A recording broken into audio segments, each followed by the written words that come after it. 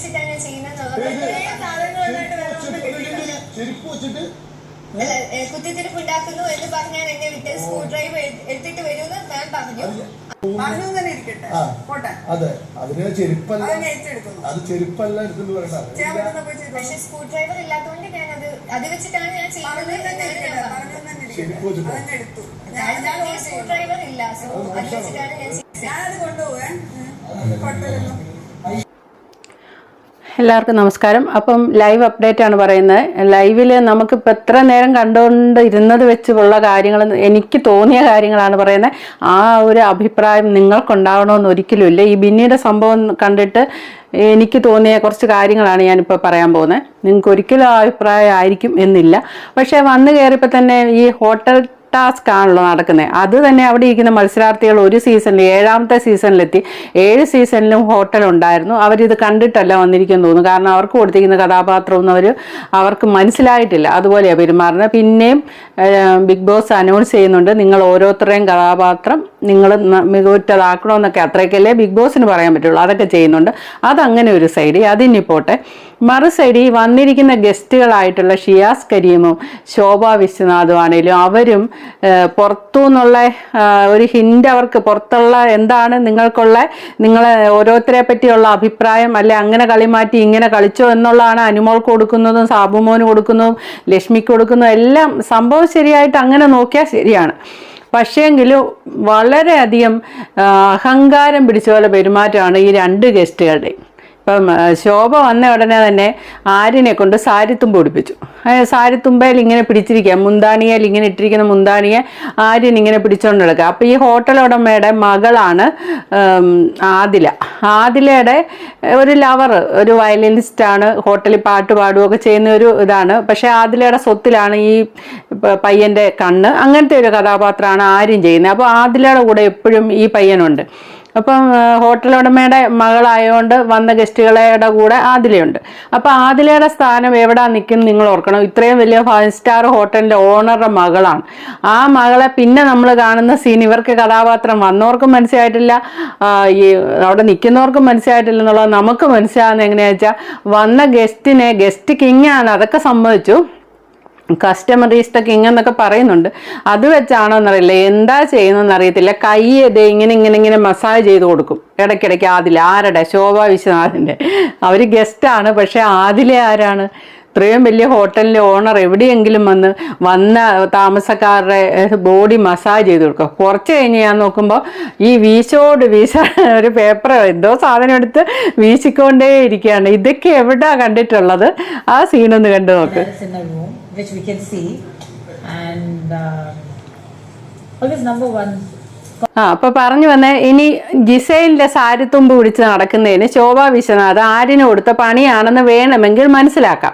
എവിടെ? എനിക്ക് തോന്നുന്നില്ല, ഇതൊന്നും മനസ്സിലായിട്ടില്ല. എന്തോ ഒക്കെ ചെയ്യുന്ന അത്രയേ ഉള്ളൂ. അതൊരു പണി. പിന്നെ ലക്ഷ്മിക്ക് കൊടുത്ത പണി, ശോഭ കൊടുത്ത പണി ലക്ഷ്മിക്ക് കൊടുക്കട്ടെ, കുഴപ്പമില്ല. ലക്ഷ്മിയുടെ ഉള്ളിലെ അഴുക്കുകളെല്ലാം കഴുകി പോകണം. അതിന് വേണ്ടി ലക്ഷ്മിയോട് പറഞ്ഞു പോയി കുളിക്കാൻ പറഞ്ഞു. ഇതുപോലത്തെ കാക്കക്കുളി ഒന്നുമല്ല കുളിക്കണ്ടെന്ന് പറഞ്ഞു, പോയി കുളിക്കാൻ പറഞ്ഞു. അതുപോലെ തന്നെ അഴുക്കെല്ലാം ഒഴുകി പോട്ടെ, ഉള്ളിലെ അഴുക്കെല്ലാം ഒഴുകി പോട്ടെന്ന് അർത്ഥമാക്കി. അതുപോലെ റെനിയോട് പറയും അവിടെ പോയി നിന്ന് എണ്ണിക്കോണം, എത്ര നേരം എടുത്തെന്നുള്ള എണ്ണിക്കണം. എന്നിട്ട് ഇങ്ങോട്ട് മാറിയിട്ട് പറയും, എന്താണെന്നറിയില്ല, ലക്ഷ്മി മുന്നിൽ വരുമ്പോഴത്തേന് എനിക്കൊരു അലർജി പോലെയാണെന്ന്. അത് കംപ്ലീറ്റ് ലക്ഷ്മി കഴിഞ്ഞ ആഴ്ച ഉണ്ടാക്കിയ വിഷയം വിഷമായിരുന്നല്ലോ. ആ വിഷത്തിൻ്റെ ഒരു നല്ല മറുപടിയാണ് ലക്ഷ്മിക്ക് കൊടുത്തത്. പക്ഷേ അപ്പം നമ്മൾ അവിടെ മനസ്സിലാക്കേണ്ട ഒരു കാര്യമുണ്ട്. ലക്ഷ്മി എന്ന് പറഞ്ഞാൽ ജനറൽ മാനേജറാണ്. ലക്ഷ്മിയുടെ താഴെ അനുമോൾ ഒരു മാനേജറുണ്ട്. അനുമോളുടെ താഴെ അക്ബറും റെനയും 2 മാനേജറുണ്ട്. ഇത്രയും ഉയർന്ന സ്ഥാനത്തിരിക്കുന്ന ലക്ഷ്മി, ആ ലക്ഷ്മിയാണ് ഗസ്റ്റ് വന്നിട്ട് ഇതുപോലെ ആട്ടുന്നത്. ഇനി അതും പോട്ടെ, അതും സമ്മതിച്ചു കൊടുക്കുക. കുറച്ച് കഴിഞ്ഞ് കാണുന്ന അവിടെ എവിടെയോ ഛർദ്ദിച്ചിട്ടുണ്ടെന്ന് പറയുന്നു. ആ ഛർദ്ദി തുടയ്ക്കേണ്ടത് അവിടെ അഭിലാഷൻ നൂറയാണ്. അവരാ യൂണിഫോം ഇട്ട് നിൽപ്പുണ്ട്, ബാത്റൂം എല്ലാം ക്ലീനിങ് അവരാണ്. അവരവിടെ നിൽക്കുമ്പോൾ അവരുടെ മുന്നിൽ നിന്ന്, ഇത് എവിടുത്തെ നിയമം, ആ 2 ജോലിക്കാർ അവിടെ നിൽക്കുമ്പോൾ അവരുടെ മുന്നിൽ നിന്ന് ഈ ഗസ്റ്റായിട്ടൊന്ന് ശോഭ കൽപ്പിക്കുക ചെയ്യുന്നത്. ആ ഛർദ്ദി ജനറൽ മാനേജർ വേണം തുടച്ചെടുക്കാൻ. തുണിയെടുത്ത് നല്ലപോലെ തുടയ്ക്കും. ഒന്ന് തുടയ്ക്കുമ്പോൾ ഒന്നുകൂടെ തുടയ്ക്കും. തുടയ്ക്കാൻ പറഞ്ഞ് തുടപ്പിക്കുന്നുണ്ട്. അപ്പം ആദിലയോട് ചോദിക്കും നിങ്ങളിതൊക്കെ പറഞ്ഞ് ചോദിക്കേണ്ടല്ലേ. അപ്പം ആദിലയോടാ ചോദിച്ചാൽ നൂറയ്ക്ക് മനസ്സിലാകാതെ നൂറ ഉടനെ തന്നെ ജനറൽ മാനേജരോട് നൂറ പറയാം നിങ്ങൾ വേഗം ചെയ്യാൻ. അതായത് കീഴുദ്യോഗസ്ഥ ഏറ്റവും താഴേക്കടയുള്ള ഉദ്യോഗസ്ഥ മേലുദ്യോഗസ്ഥയോട് പറയാം നിങ്ങൾ തുടയ്ക്കാൻ. എന്തൊക്കെയാ അവിടെ ചെയ്തു കൂട്ടുന്നുള്ള അറിയില്ല. ഇനിയിപ്പോൾ ആദ്യം കണ്ട സീനിലോട്ട് വന്നാൽ അവിടെ ഷെഫാണ്, ഏറ്റവും ഉയർന്ന ഷെഫാണ് ബിനി. അതിൻ്റെ താഴെയുള്ള ഷെഫ്മാരായിട്ട് വരുന്നത് ജിഷിനും ഒനീലുമാണ്. അപ്പം ഈ ടാസ്ക് ലെറ്റർ വായിച്ചപ്പം എന്താണെന്നുള്ളത് ബിന്നിക്ക് വലിയ പണിയൊന്നുമില്ല. ബിന്നി ഇങ്ങനെ ഓർഡർ ഇട്ടാൽ മതി. ചൈനയിൽ പോയി ഡിപ്ലോമയൊക്കെ എടുത്തിട്ട് വന്നാണ്, എല്ലാ ഭാഷയും സംസാരിക്കാൻ അറിയാം. അതുകൊണ്ട് വെറുതെ ഇങ്ങനെ നിന്ന് ഓർഡർ ഇട്ട് അവരെ കൊണ്ട് ചെയ്യിച്ചാൽ മതി. ഇതാണ് ഷെഫ്. അപ്പം ഷെഫിന് മാത്രം, ഇവർക്ക് മാത്രം, ഈ ജനറൽ മാനേജറായ ലക്ഷ്മി ടാസ്ക് കഴിയുമ്പം ഇവർക്കെല്ലാം സ്റ്റാർ കൊടുക്കുന്ന പരിപാടിയുണ്ട്. അതിൻ്റെ അകത്ത് ബിന്നിക്ക് മാത്രം സ്റ്റാർ കിട്ടിയില്ല. ബാക്കി കുറച്ച് പേർക്ക് കിട്ടി. ആരിനൊന്നും കൊടുക്കാൻ പാടില്ല, കൊടുത്തു വന്നിട്ട് തിരിച്ചു മേടിച്ചു. അങ്ങനെ.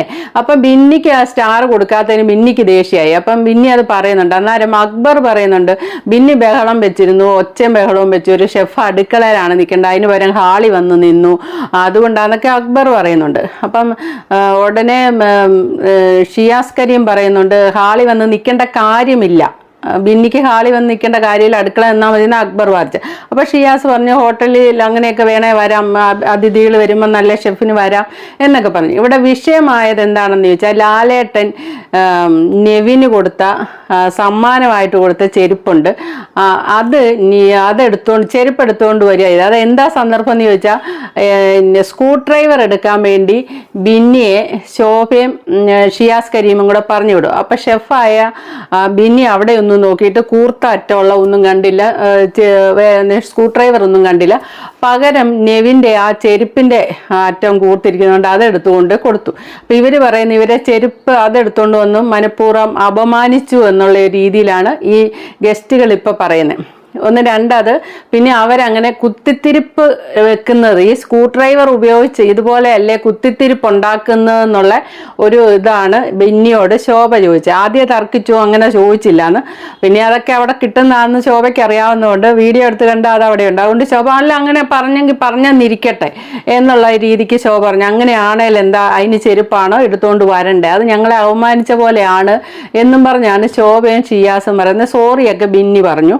അങ്ങനെ നിങ്ങൾക്ക് ഇതായിട്ടുണ്ട് ബിന്നി സോറിയൊക്കെ പറഞ്ഞു. സോറി പറയേണ്ട, സോറി ലാസ്റ്റ് പറയേണ്ട കാര്യമല്ലേ എന്നൊക്കെ പറയുന്നു. എന്നിട്ട് ശോഭ ഒരു അഹങ്കാരം പോലെ ഞാൻ ഈ ചെരുപ്പ് കൊണ്ടുപോകും എന്ന് പറയുന്നുണ്ട് നെവിനോട്. നെവിനെ എഴുന്നേപ്പിച്ച് തനിക്കൊരു പരാതി ഇല്ലേന്ന് ചോദിക്കുമ്പം ഇവിടെ അതിനെക്കാട്ടും കൂടുതൽ വ്യക്തിപരമായിട്ട് ആക്ഷേപങ്ങളൊക്കെ നടത്തുന്ന ആൾക്കാരുണ്ടല്ലോ. ചിലപ്പോൾ ഷാനവാസ് ഇന്നലെ പറഞ്ഞതിനെ ആയിരിക്കാം നെവിൻ ഉദ്ദേശിച്ചത്. അപ്പോൾ വ്യക്തിപരമായിട്ട് ഒത്തിരി പേര് പറയുന്നവരുണ്ടല്ലോ. അപ്പോൾ അത് വെച്ച് നോക്കിയാൽ ഒരു ചെരുപ്പ് എടുത്തുകൊണ്ട് പോയിട്ട് തിരിച്ചു കൊണ്ടുവച്ചത് എനിക്കൊരു വിഷയമല്ല എന്ന് നെവിൻ പറയുന്നുണ്ട്. അങ്ങനെ നെവിനും ബിന്നിയും തമ്മിൽ വിഷയമില്ല. പക്ഷേ എങ്കിൽ വിഷയം ആർക്കാണെന്ന് ചോദിച്ചാൽ ഈ വന്ന ഗസ്റ്റുകൾക്ക്. ടോട്ടലി നോക്കുകയാണെങ്കിൽ ഗസ്റ്റുകൾക്കൊരു ഒരല്പം അഹങ്കാരമുള്ള പോലെ തോന്നുന്നുണ്ട്. ഇപ്പം മറുസൈഡ് അനിമോളുടെ പാവ എടുത്ത് കളഞ്ഞ് എനിക്കിഷ്ടപ്പെട്ടായിരുന്നു. പക്ഷേ അതിൻ്റെ മറുസൈഡ് മറ്റൊരു രീതിയിൽ അനിമോൾ ഇരുന്ന് കരയുന്നുണ്ട്. കരയുന്ന എങ്ങനെയാണെന്ന് ചോദിച്ചാൽ ജസ്റ്റ് ഒന്ന് നോക്കിക്കോ.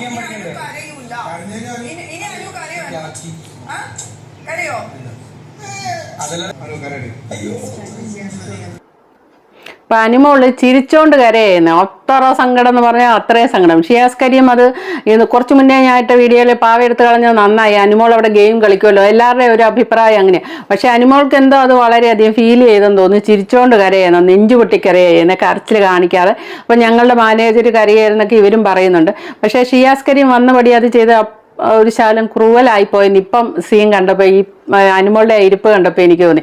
അത് അത്രയ്ക്ക് ഹൗസിന് മതിലിന് പുറത്തേക്ക് എറിയേണ്ട കാര്യമൊന്നുമില്ലായിരുന്നു. ഒന്നെങ്കിൽ അത് ഞാൻ കൊണ്ടുപോകാമെന്നും പറഞ്ഞ് എടുത്ത് പെട്ടിക്കുള്ളിൽ ഷിയാസ് കരീം വെക്കുവോ, അങ്ങനെ അല്ലെങ്കിൽ കാര്യങ്ങൾ പറഞ്ഞ് മനസ്സിലാക്കുവോ, അങ്ങനെ എന്തെങ്കിലും ചെയ്തേച്ചാൽ മതി. അപ്പം അങ്ങനെ ഈ വന്ന ഗസ്റ്റുകൾ ഒരിതാണ്. പിന്നെ തീറ്റയുടെ കാര്യം പറയുകയാണെങ്കിൽ നമ്മുടെ നെവിൻ ആര് തിന്നാലും ഗസ്റ്റുകൾ നിന്നിട്ട് തിന്നാവുള്ളെന്ന് ജനറൽ മാനേജർ പറഞ്ഞിട്ട് നെവിൻ അവിടെ നിന്ന് തിന്നുന്നുണ്ട്. നെവിൻ അതൊന്നും മൈൻഡ് ചെയ്യില്ല തീറ്റയുടെ കാര്യത്തിൽ. പിന്നെ അതിലോട് അതിനേക്കാളുപരിയായിട്ട് ഈ ജനറൽ മാനേജർക്ക് കൊടുക്കേണ്ട ഒരു സ്ഥാനമുണ്ട്. അതൊന്നും ഹൗസിലുള്ളവരും വന്നവരും കൊടുക്കുന്നില്ല. ആ ഒരു മാനേജറെ എടുത്തിട്ട് പന്ത് കിട്ടുന്നുണ്ട്. വന്ന് നിന്ന ഗസ്റ്റുകൾക്കും ഒരുമാതിരി. പിന്നെ ഒരു കാര്യം എടുത്ത് പറയേണ്ടത് എന്താണെന്ന് ചോദിച്ചാൽ, സാബുമാനെ ഏറ്റവും പ്രിയപ്പെട്ടവൻ ആരോ ആണെന്ന് തോന്നുന്നു ബീബിക്ക്. കാരണം മുഴുവൻ നേരം സാബുമാനെ കൊണ്ടൊന്ന് സംസാരിപ്പിച്ച് ഒന്ന് ഗെയിമിൽ ആക്റ്റീവായിട്ട് എടുക്കാൻ ശോഭയും ഷിയാസ് കരീമും കിടന്നങ്ങ് പരിശ്രമിക്കുക. ഇനി എപ്പിസോഡിൽ അത് കാണിക്കുമെന്നറിയില്ല. മുഴുവൻ നേരം എങ്ങനെയെങ്കിലും സാബുമാനെ ഒന്ന് പൊക്കിക്കൊണ്ട് വരണം, അതിനു വേണ്ടിയുള്ള ശ്രമമാണ്. ലാലേട്ടൻ വരുന്ന എപ്പിസോഡുകളിൽ ഇത് തന്നെയാണ് നമ്മൾ കണ്ടുകൊണ്ടിരിക്കുന്നത്. സാബുമാൻ ഒന്ന് വാ തുറക്കണം, ഇവരുടെ ആവശ്യമില്ല. ആ മനുഷ്യൻ എന്ത് ചെയ്താലും വാ തുറക്കത്തുമില്ല, കണ്ടന്റ് തരത്തുമില്ല. ഇനി എന്തൊക്കെയാണ് നടക്കുന്നറിയില്ല. ഇന്നിപ്പോൾ ശോഭാ വിശ്വനാഥും അനീഷും കൂടെ ഡാൻസ് ചെയ്യുന്ന പ്രൊമോ ഒക്കെ വന്നിട്ടുണ്ട്, വളരെ നന്നായിട്ടുണ്ട്. അത് കണ്ടിട്ട് അനീഷിന് ഒരു മാറ്റം ആയിക്കൊണ്ടിരിക്കുന്നത് വളരെ നല്ലതാണ്. പക്ഷെ പൊതുവേ ടാസ്ക് നോക്കുമ്പോൾ വന്നവരും അഹങ്കാരികളാണ്, നിന്നവർക്ക് കാര്യവും മനസ്സിലാകുന്നില്ല, എന്തൊക്കെയോ കാട്ടിക്കൂട്ടുന്നു. അല്ലേ തന്നെ ഈ സീസൺ 7 കൊടുത്തിരിക്കുന്ന ഒരു ടാസ്കും ആ ടാസ്കിലുള്ളവർക്ക് മനസ്സിലായിട്ടില്ല. അതേ സമയത്ത് മാരാരുടെയൊക്കെ സീസൺ എന്ന് പറഞ്ഞാൽ തലയുള്ളവരായിരുന്നു കുറേയധികം. മാരാരെ പോലെയും മാരാർക്കാണ് ഏറ്റവും ബുദ്ധി, എന്നാലും കൂടെ ഉള്ളവർക്കും തലയുള്ള കാര്യം മനസ്സിലാവും. ഇതുങ്ങൾക്ക് മനസ്സിലാവുന്നില്ല. ആദ്യം ഇങ്ങനെ ആരെങ്കിലും വീശിക്കൊണ്ട് മസാജ് ചെയ്തുകൊണ്ടിരിക്കുമോ? അതിനേക്കാട്ടും എടുത്താൽ പൊങ്ങാത്ത ആൾക്കാർ ശോഭയ്ക്ക്. ശോഭ കിടക്കുന്ന ബെഡിൻ്റെയൊക്കെ ഇങ്ങനെ കുതിക്കുന്നില്ല എന്നൊക്കെ പറഞ്ഞ് ബഹളം വെച്ചുകൊണ്ടിരിക്കുന്നുണ്ട്. അവിടെയുള്ള ബെഡ് പോലെ. പിന്നെ ഇവർക്ക് വൃത്തിയില്ല. അതൊക്കെ ശരിയായിരിക്കാം. അങ്ങനെ ടോട്ടലി നോക്കുമ്പോൾ ഒരു അഹങ്കാരമാണ് വന്ന ഗസ്റ്റുകൾക്ക്. ഇവരാണ് ഒരു തേങ്ങ മനസ്സിലാകാതെ ഇങ്ങനെ നടക്കുന്നു. അങ്ങനെയാണ് തോന്നിയിരിക്കുന്നത്. അപ്പോൾ okay, thank you for watching. അടുത്ത വീഡിയോ കാണാം.